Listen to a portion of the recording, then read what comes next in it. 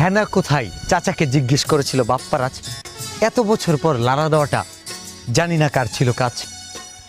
বাড়িঘর সাজানো, নদীর পাড়ে গড়াগড়ি, প্রেম বিচ্ছেদের এই দৃশ্যটা দেখে কান্না এসেছিল সবারই। কখন কি ট্রেন্ডে উঠে প্রেমিকার কষ্টগুলো হয়ে যায় ফান। 2025 এসে ট্রেন্ডিং কাঁপালো প্রেমের সমাধি গান।